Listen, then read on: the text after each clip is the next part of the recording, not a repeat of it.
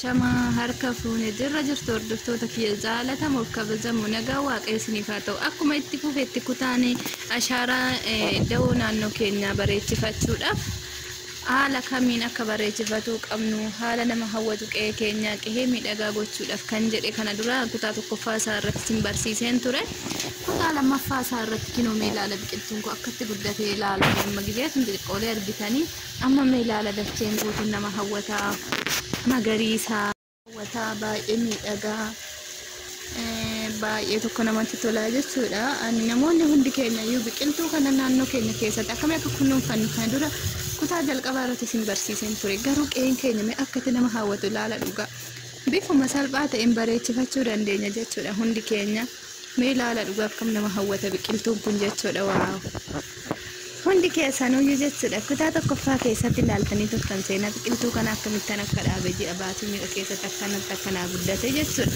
Amma xiqqoo garuu gidee haalli naannoo qilleensi ho'aadha. Inni ho'aa sababa ho'a kanaati jedheetoo xiqqoo na jalaa wanni jechaa jira goggoguudhaaf xawallaguu jammaree garuu bishaan guyyumarraa hin obaasa.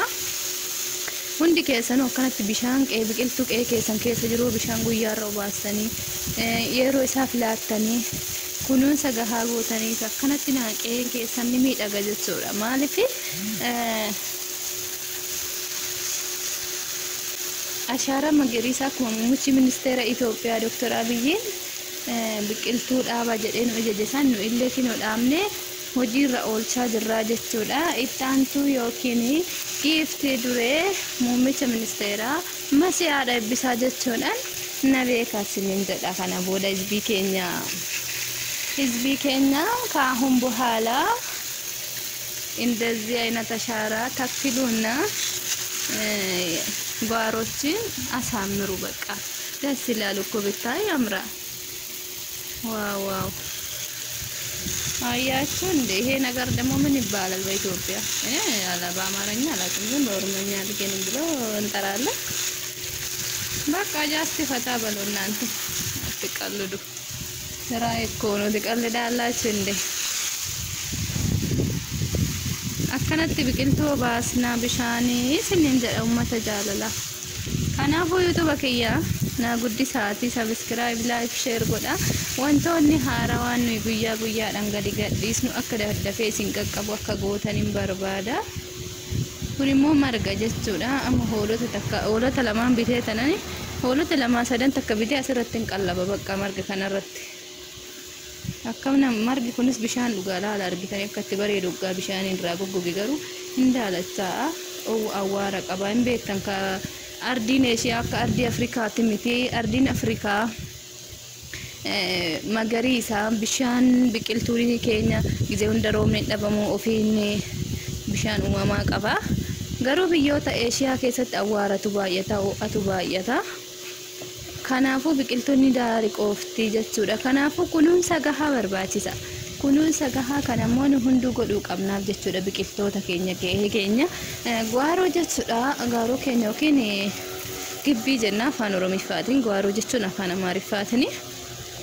So bifa haala akkana ta'e kanaan qe'ee keessan miidheffattanii gibbiin keessan bareedaa ta'uudhaaf bifa kanaan oomishuu qabdan. Madaamin argate dhufte qe'een koo bareede gaafa naan jettu sin ajaa'ibuu ijoollee. Madaam qimamochi akkanatti qe'ee madaamii keessanii asaammaraa ishee. Waaw yaamraal በጣም ያምራል። akkasiniin jedha hordoftoota kiyya jaalatamoo kabajamoo waaw. Bishaan kana immoo akkamittan jaaladha seetan gizee hunda dondaa keenatti tola garuu. Akkasiniin jedha hordoftoota kiyya jaalatamoo kabajamoo uummata jaalalaa uummata qashtii jechuudha. የፍቅር ሰዎች ናቸው እኮ እናንተ። ስለዚህ ላይክ ሼር አድርጉና አበራቱኝ። ወላ ጉድስኑ ላይክ ወርወን ማቲና ታተን ሞ ገለቶማ ገለኒ keessan ani sinif indeebisu waaqayyo sinif deebisu kan ittiin doolaara lakkoofta sinif taa'u galanni keessa warroonni maatinaaf hin ta'in immoo maatina ta'a.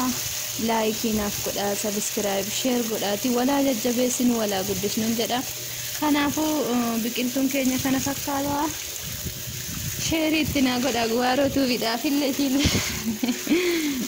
illee biqiltuu kana halaaltu. Ciao, asumaan nagaatti naan tura.